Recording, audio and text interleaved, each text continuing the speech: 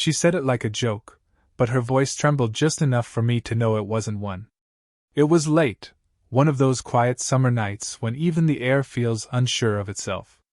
The kitchen light was low golden, and it fell across her like a memory that refused to fade. Mrs. Hart, Clara, she told me to call her that months ago, was standing barefoot by the sink, her hair a little undone, a glass of wine half finished beside her hand. I shouldn't have been there that long. My friend had gone out hours ago. But she'd asked if I could help move a few boxes into the garage before I left, and somehow, the night stretched itself thin between us. She turned when I came back in, brushing her hair from her face. "You didn't have to do all that," she said softly. I shrugged. "Didn't mind?" She smiled, not the practiced kind people use to end conversations, but something slower, smaller. It lingered. "You always say that," she murmured. Maybe it was the wine, or the heat, or the way the quiet pressed too close, but I couldn't look away from her. The way she rested her weight on one leg. The soft line of her collarbone. The faint sound of her breath. I didn't mean to stare. But she noticed. "What?" she asked, half laughing. I shook my head, though my throat felt dry. "Nothing." She tilted her head, studying me the way she might study a painting she didn't quite understand yet. Her eyes held something between amusement and warning, a small flicker that said don't. "Eli," she said, my name sounding different in her mouth, slower, deliberate. "You shouldn't look at people like that." Her voice was low, meant to sound casual, but it landed like a confession. I wanted to say something clever. Or anything. Instead, I said nothing. The silence stretched. The hum of the fridge filled the space between us. She turned away first, reaching for her glass, fingers trembling just slightly. "Your friend will be back soon," she said. "Yeah," I answered. But neither of us moved. When she set the glass down, her hand brushed the edge of mine, just for a second, but it was enough to make the air shift. A pulse of something too alive to ignore. She froze. I did too. "Sorry," I said quietly. "Don't be." Her voice was barely above a whisper. "Just..."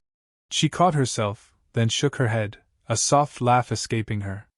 "You shouldn't look at me like that," she said again, more softly this time. "I'll fall." The words hit me like the sound of rain before it starts. You can't tell if it's real or imagined. She turned away again, pretending to tidy the counter that was already clean.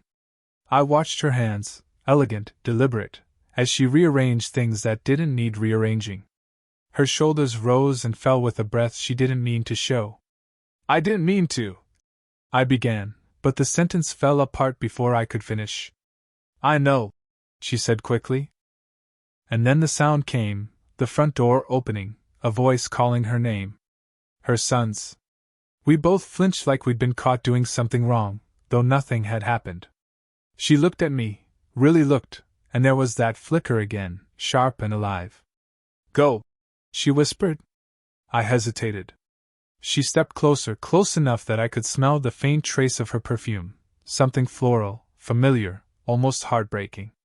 Her hand lifted halfway, as if to touch my face, but stopped in the air between us. The door shut again in the distance. Footsteps. She drew in a quiet breath and said, almost under it, "Please." I left.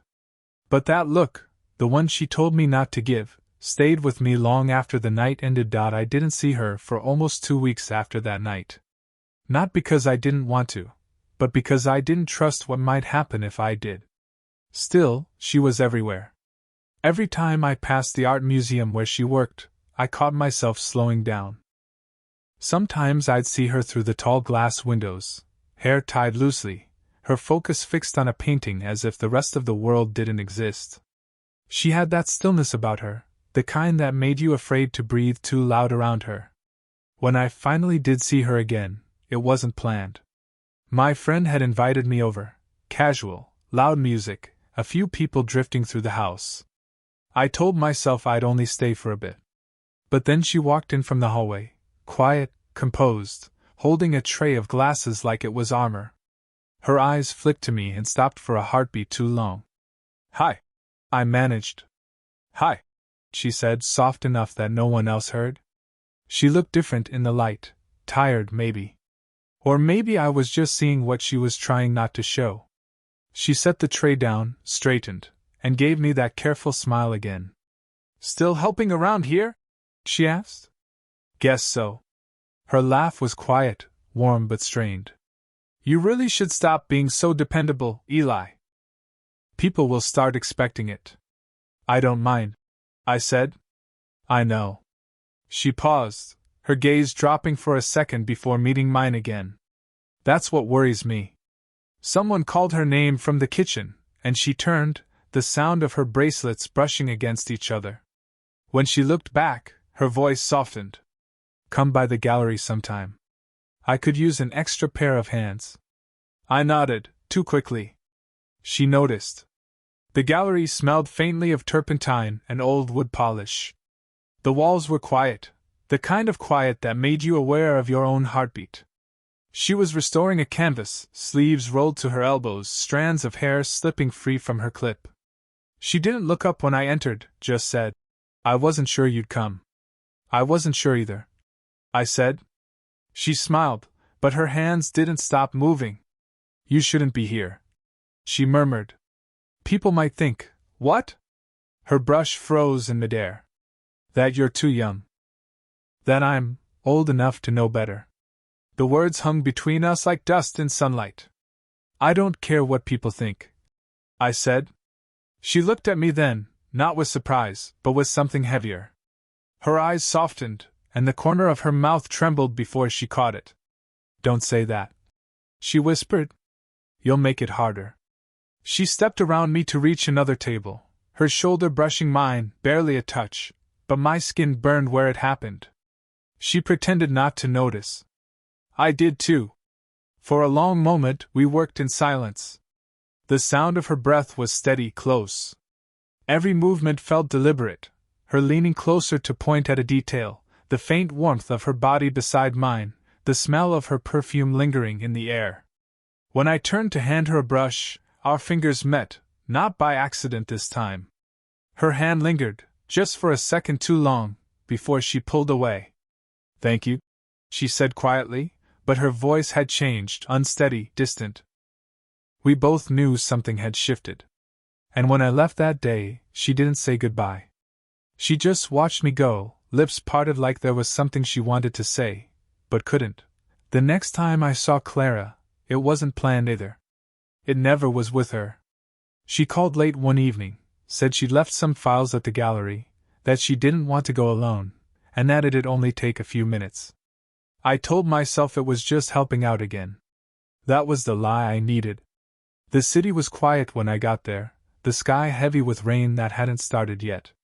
She was waiting inside, the place dim except for one pool of yellow light above her desk. She looked up when I entered, not startled, not smiling, just relieved. "Thanks for coming," she said. "Of course." She was in a loose sweater, sleeves pushed to her elbows, her hair damp from mist. The scent of rain and turpentine hung between us. I tried not to stare, but every time she looked down, I did.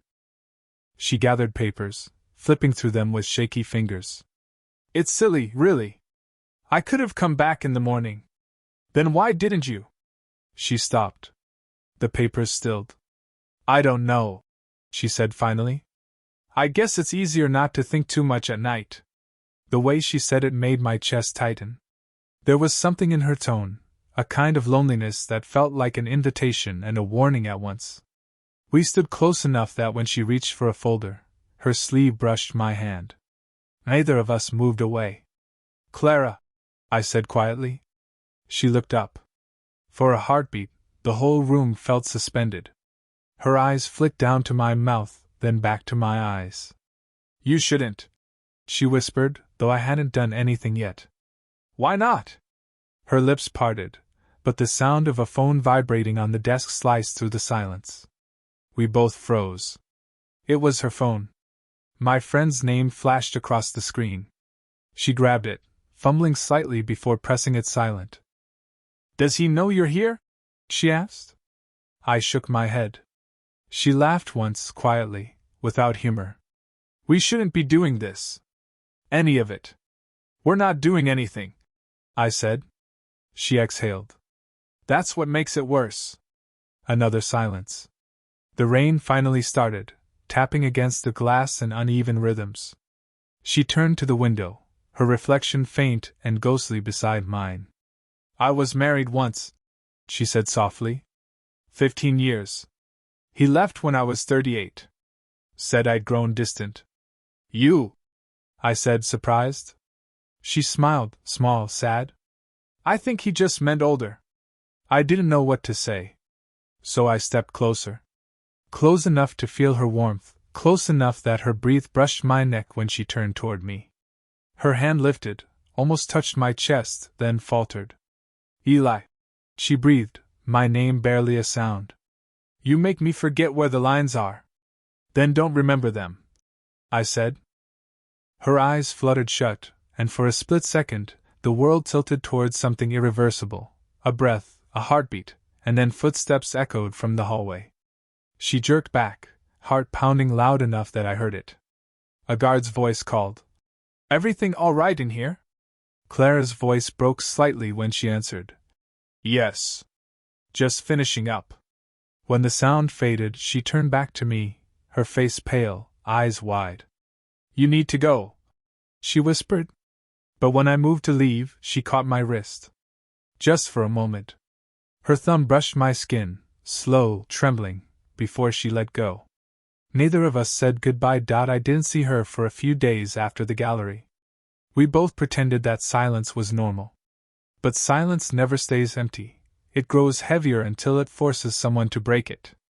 That someone was her. She called one evening, her voice tight, uneven. Could you come by? The pipes in the studio, they're leaking again. I can't shut them off.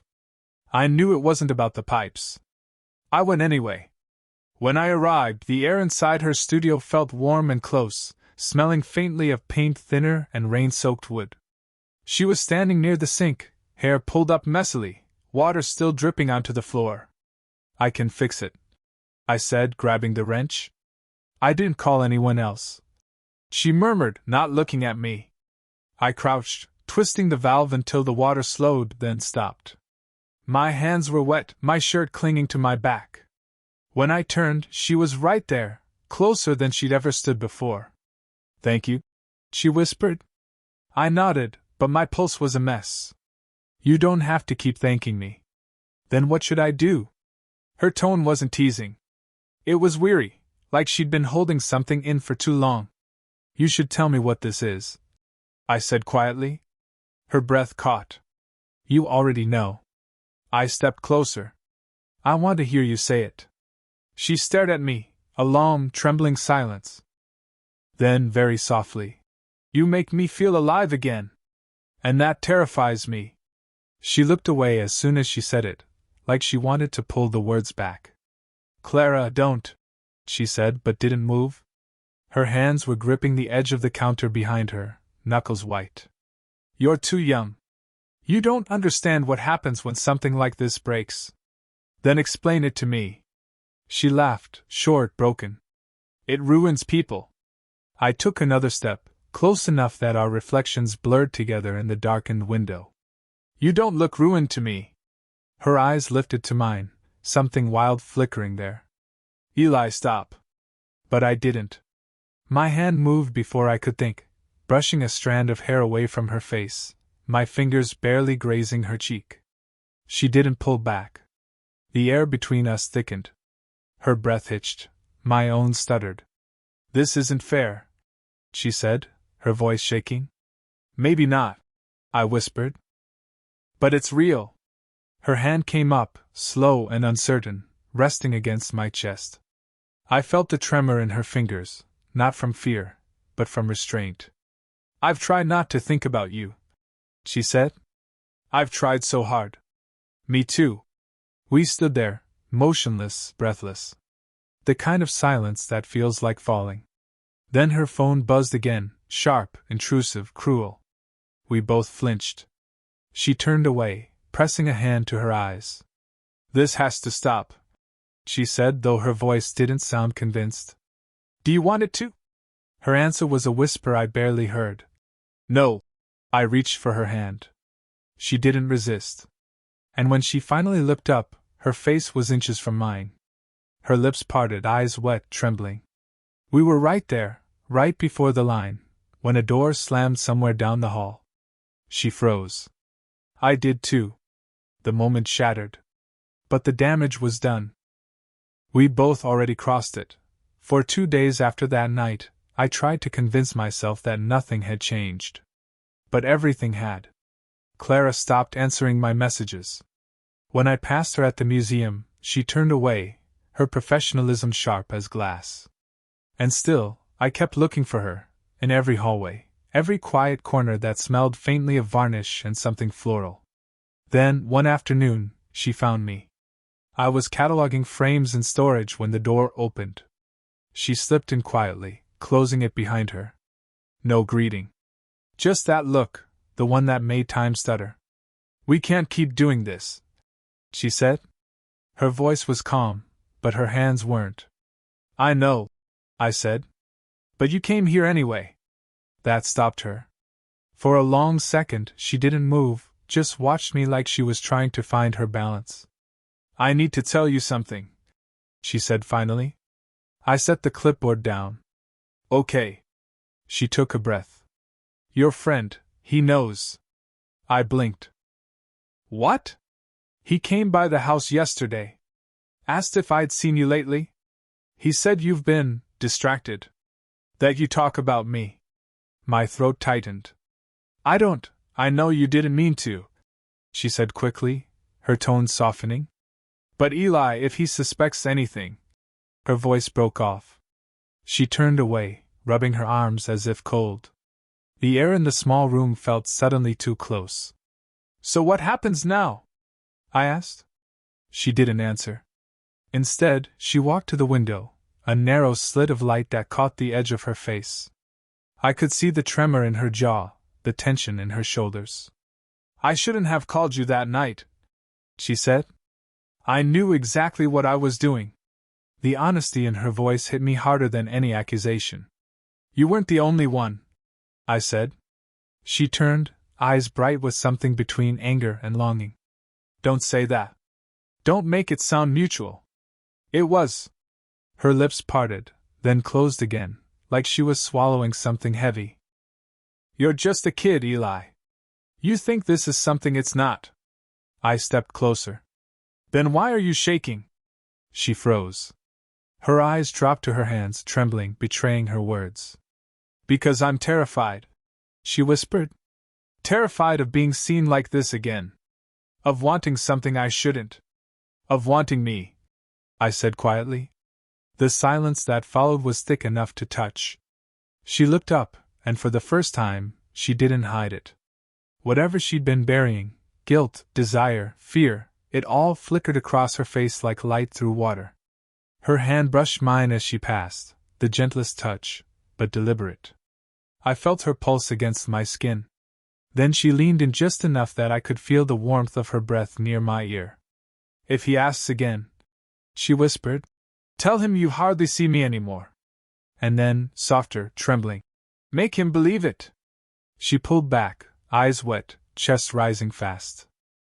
But as she turned to go, her fingers lingered on the doorframe, her voice barely a breath. Because if he doesn't, I won't be able to stop. The door clicked shut behind her, leaving me with the echo of her words, and the undeniable truth that neither of us believed the lie she just told me to tell. It rained again the night everything came to a head. The kind of rain that turns streets into mirrors and air into silence. Clara called just once. No words in her message, only the sound of her breath and the rain behind it. I didn't need more than that. When she opened the door, she looked like she hadn't slept, eyes red, hair loose, sweater hanging from one shoulder. For a long moment neither of us spoke.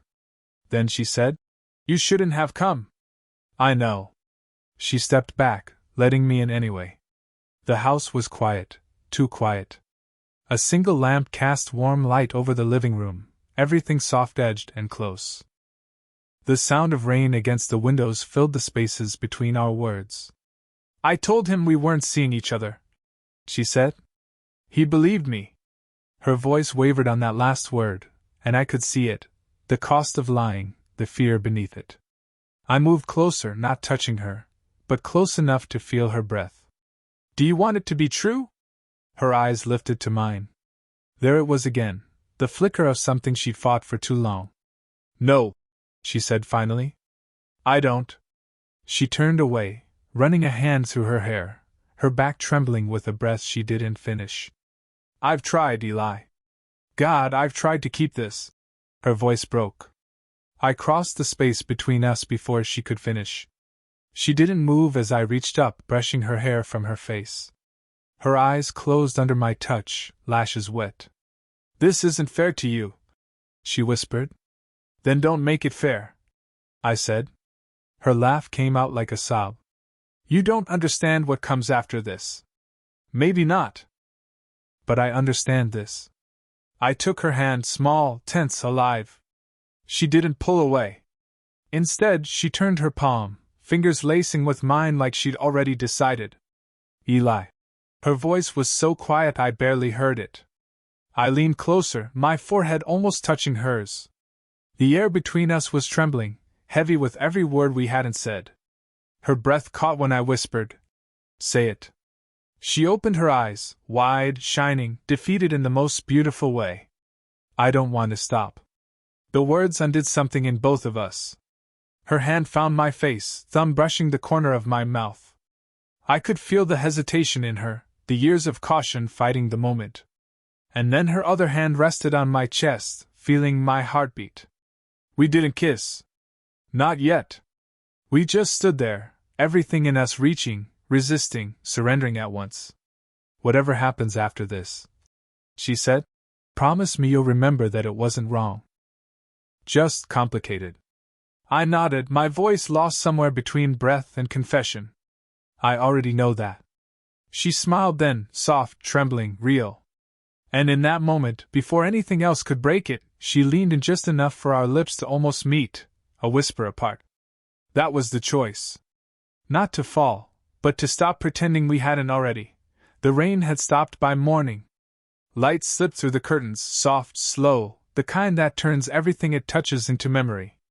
Clara sat on the couch, her knees drawn close, hair falling over one shoulder. I was by the window, staring out at the wet street, watching water gather in small, quiet puddles. Neither of us spoke at first. The silence wasn't heavy anymore. It just was. When she finally spoke, her voice was calm, almost tender. I kept thinking this would end in regret. I turned. "Does it?" She smiled, faint, a little tired but honest. "No. Not regret. Just surprise." I walked over and sat beside her. The air still carried the scent of rain and her perfume, that same gentle floral note that always stayed with me too long. "Surprised that you let this happen?" I asked. She shook her head. "Surprised that I stopped being afraid of it." For a moment, she looked down at our hands, close but not touching. Then she reached out, her fingers finding mine. The movement was small, but it felt like the loudest thing in the world. "You know this doesn't make sense," she said softly. "I know." Her thumb traced a slow circle over my hand. "And yet here we are." I smiled. "Here we are." She laughed quietly, leaning back. "You sound too sure of everything." "I'm not sure," I said. "I just know what I want." Her eyes met mine, no tension now, no shame, just the quiet understanding of two people who had already crossed too many lines to go back. "You make it sound simple," she whispered. "Maybe it is," I said. "Maybe we just stop fighting it." Clara exhaled, long, slow, the kind of breath that carries years of weight. Then she leaned forward, resting her forehead against mine. For a while, that was enough. No words. Just warmth. The soft sound of rain dripping from the eaves outside. Her fingers tightened around mine, and I felt her smile against my skin when she said, almost to herself, "You look at me like I'm someone worth falling for." I whispered. You are. She pulled back slightly, her eyes glassy but steady. You know people will talk. Let them. Her laugh was small, real. You're going to make my life complicated. Good, I said. I think it was too quiet before. She shook her head, smiling in that half-resigned, half-hopeful way that made my chest ache. Then she did something she hadn't before. She leaned in and pressed a kiss to my forehead. Not a surrender, not a question. Just a quiet answer. When she pulled away, her voice was barely a whisper. If you ever doubt this, remember, I told you not to look at me like that. I smiled. And you did anyway. Outside, the sky began to clear. The light grew stronger, catching on her face, and for the first time, it didn't feel like something fragile. It felt right. We sat there, fingers intertwined, the silence finally comfortable, two people who had stopped running from what they already knew.